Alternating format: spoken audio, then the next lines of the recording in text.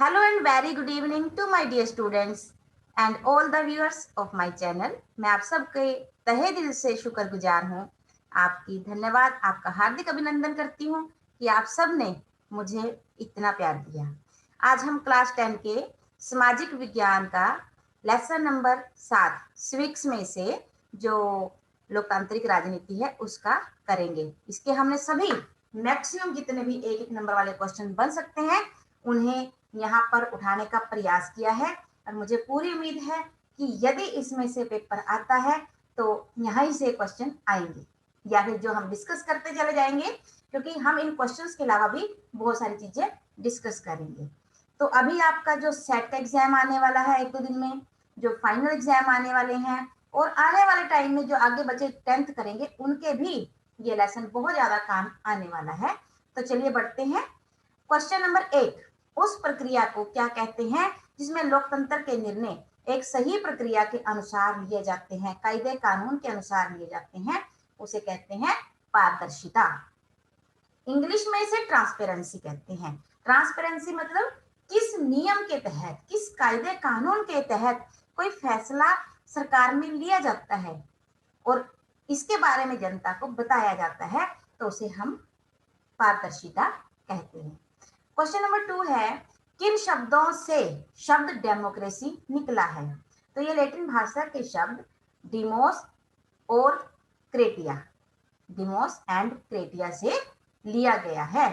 उसके बाद है लोकतंत्र की एक विशेषता। सबसे बड़ी विशेषता लोकतंत्र की क्या हो सकती है कि ये जनता का शासन है, जनता का शासन है, लोगों का अपना शासन है।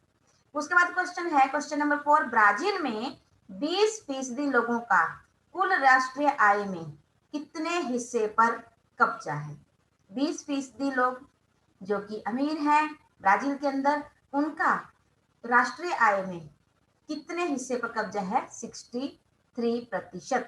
अगर आप एनसीईआरटी की बुक से देखते हैं तो वहां पर आपको बहुत सारे टेबल्स मिलेंगे जिनमें ये जानकारी इकट्ठी की हुई है और वहीं से हमने ये क्वेश्चन बनाने का प्रयास किया है।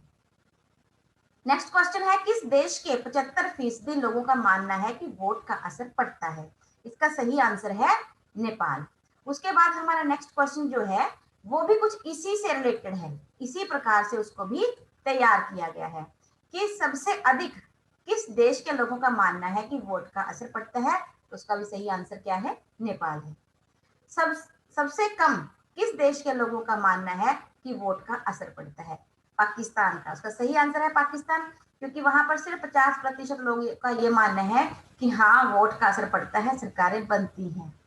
उसके बाद नेक्स्ट क्वेश्चन है क्वेश्चन नंबर 1, बांग्लादेश में कितने प्रतिशत लोग गरीबी रेखा के नीचे रहते हैं? तो इसका सही आंसर है 50%। और ये बड़ी गलत बात है कि इतने ज्यादा लोग किसी देश के अंदर गरीब है या गरीबी रेखा से नीचे अपना जीवन यापन कर रहे हैं। चलिए आगे बढ़ते हैं। नेक्स्ट क्वेश्चन देखते हैं हम। हमारा नेक्स्ट क्वेश्चन है, किस देश में लोकतंत्र के मुकाबले तानाशाही, किस देश में लोकतंत्र के मुकाबले तानाशाही को वरीयता दी जाती है? सही आंसर है पाकिस्तान। पाकिस्तान में तानाशाही को पहल दी जाती है या ज्यादा तरजीह दी जाती है।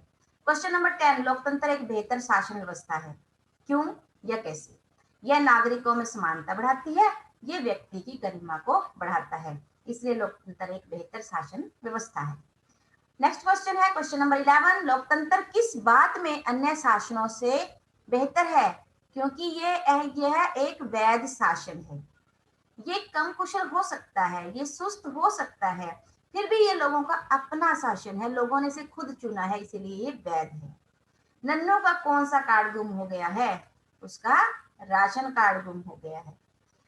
ये पाठ के अंदर ही क्वेश्चन बनाया गया था। किस मामले में तानाशाहियों का रिकॉर्ड अच्छा है? आर्थिक समृद्धि अर्थात आर्थिक विकास के मामले में तानाशाहियों का रिकॉर्ड लोकतंत्र के मुकाबले अच्छा होता है। कैसे?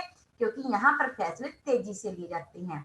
हाँ, लेकिन लोकतंत्र में हो सकता है कि फैसले थोड़े डिले करके लिए जाए, लेकिन उसके बाद गलती की गुंजाइश नहीं रहती।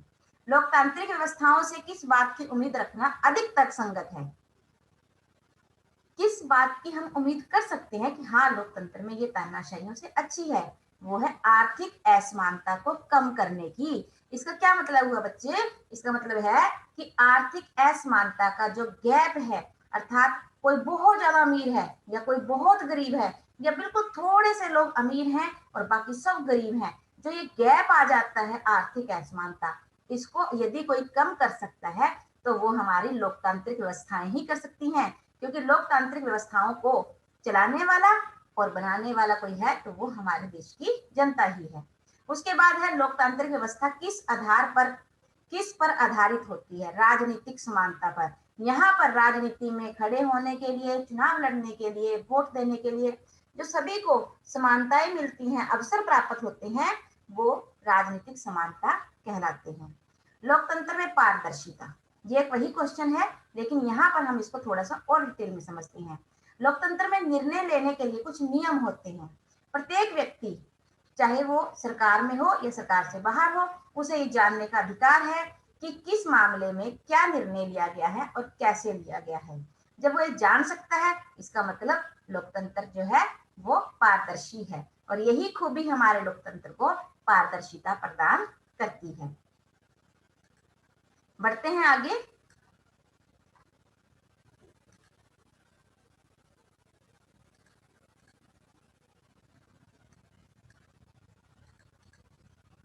क्वेश्चन नंबर 17, तानाशाही क्या है? एक ऐसी शासन व्यवस्था जिसमें एक व्यक्ति की मर्जी के अनुसार या शासन का निर्माण और संचालन जो है वो किसी एक व्यक्ति की मर्जी से ही किया जाता है। तो ऐसी व्यवस्थाओं को हम क्या कहेंगे कि यहाँ तो भाई तानाशाही है। फिर है प्राधिकारवाद। ये बहुत इंपॉर्टेंट क्वेश्चन है, ये एक्चुअली एक में नहीं 2 मार्क्स का पेपर में आता है, लेकिन हो सकता है कि ऑप्शन में आके एक में आ जाए, इसलिए हमें समझना बहुत जरूरी है। प्राधिकारवाद क्या है? प्राधिकारवाद क्या है कि एक व्यक्ति या एक गुट या एक संस्थान को किसी विषय पर या क्षेत्र में निर्णय लेने का या निर्णायक कार्य करने की क्षमता प्राप्त हो, तो उसे जो ये क्षमता है किसी राज्य के द्वारा, किसी सरकार के द्वारा प्रदान की जाए, उसे हम प्राधिकारवाद कहते हैं। उसके बाद है हमारा क्वेश्चन कि लोकतांत्रिक राजनीति क्या है? एक से अधिक राजनीतिक दलों का होना, जैसे कि हमारे देश में बहुदलीय शासन व्यवस्था है। जनप्रतिनिधि संस्थाओं का चुनाव, राजनीतिक भागीदारी, रैली और जुलूसों का आयोजन, ये सब मिलकर क्या बनाते हैं? लोकतांत्रिक राजनीति का जो प्रादुर्भाव करते हैं। प्रत्यक्ष लोकतंत्र, ऐसी शासन व्यवस्था जिसमें लोग स्वयं खुद विधि का निर्माण जैसे कार्यों में भाग लेते हैं, उसे प्रत्यक्ष लोकतंत्र कहा जाता है। प्रत्यक्ष लोकतंत्र छोटे राज्यों में संभव है, जहां पर जनसंख्या बेहद कम है और सभी लोग मिलकर जो है अपने लोकतंत्र के निर्माण में, नियमों के निर्माण में, उसके संचालन में कार्य कर लेते हैं। जैसे कि प्राचीन यूनान का एक छोटा सा राज्य था, यहाँ पर सभी लोग लोकतांत्रिक प्रकार से सरकार के निर्माण में भाग लेते थे। अप्रत्यक्ष लोकतंत्र, एक ऐसी व्यवस्था जिसमें लोग विधायिका के लिए अपने प्रतिनिधियों का चुनाव करते हैं और वे जनता की ओर से विधि निर्माण के कार्य में भाग लेते हैं, जैसे कि हमारे देश में होता है। इसको प्रतिनिधि सरकार या प्रतिनिधि लोकतंत्र भी हम कह सकते हैं।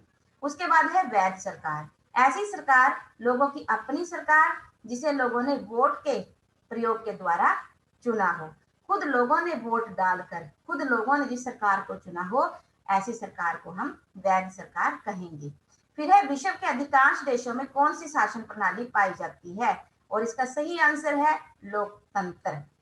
विश्व के अधिकांश देशों में लोकतांत्रिक सरकारें या लोकतांत्रिक शासन प्रणालियां पाई जाती हैं। एक लोकतांत्रिक सरकार किसके प्रति उत्तरदायी होती है? तो ये बिल्कुल स्वाभाविक है, जनता की सरकार है तो उत्तरदायी भी जनता के प्रति होगी। लोकतंत्र में फैसले किसकी मर्जी से लिए जाते हैं? किसी एक की मर्जी से नहीं, बल्कि कायदे कानून के अनुसार लिए जाते हैं। तानाशाही सरकार में फैसले किसकी मर्जी से होते हैं? शासक की मर्जी से, या वो व्यक्ति जो तानाशाह बने बैठा है। किसी देश में तानाशाही को लोकतंत्र की अपेक्षा अधिक पसंद किया जाता है। ऐसा कौन सा देश है जहां पर लोकतंत्र को नहीं बल्कि तानाशाही को वरीयता दी जाती है? तो सही आंसर है पाकिस्तान, जिसके बारे में हम ऊपर भी डिस्कस कर चुके हैं। किस शासन व्यवस्था में आर्थिक विकास की दर अच्छी होगी? ये क्वेश्चन फिर से घुमा कर आ गया, क्योंकि बहुत सारे क्वेश्चन ऐसे होंगे जो घुमा कर आएंगे कि तानाशाही, जो तानाशाही सरकारें हैं वहां पर आर्थिक विकास की दर अच्छी है। क्यों? क्योंकि वहां पर फैसले तेजी से लिए जाते हैं। जो तानाशाह है वही अपने कुछ लोगों की मदद से या खुद ही जो है निर्णय तेजी से लेता है, जिसकी वजह से आर्थिक विकास तो तेज होगा, लेकिन आर्थिक असमानता भी उतनी ही अधिक गहरी होगी। फिर है सामाजिक विविधताओं का क्या अर्थ है? समाज में जब अलग अलग वर्णों के, भाषाओं के, धर्म के लोगों के भिन्न भिन्न आचरण और व्यवहार जो कि सामाजिक विविधताओं को जन्म देते हैं, सामाजिक विविधता कहलाता है। बहुमत के शासन का क्या अर्थ है? बहुमत के शासन का अर्थ है कि हर फैसले या चुनाव को प्रभावित करने वाले लोगों का समूह। लेकिन इस समूह को हम किसी धर्म, नस्ल या भाषा के आधार पर परिभाषित नहीं कर सकते, बल्कि कोई भी लोग हैं, चाहे किसी भी धर्म से हो, किसी भी नस्ल से हो, लेकिन वो प्रभावित करते हैं चुनावों को भी और सरकार के द्वारा लिए गए फैसलों को भी। तो बहुत सारे लोगों के मत से जो शासन चलाया जाता है, उनकी राय से जो शासन चलाया जाता है, उसे बहुमत का शासन कहा जाता है। किस देश में ऐसा मानने वाले लोगों की संख्या सबसे अधिक है जो कहते हैं कि वोट का असर पड़ता है? तो इसका सही आंसर है नेपाल।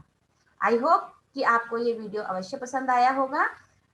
मिलते हैं अगली वीडियो में, अगले लेसन में, जो आगे फिर सेट में काम आएगा और आपके फाइनल एग्जाम में काम आएगा। तब तक के लिए take care and good bye.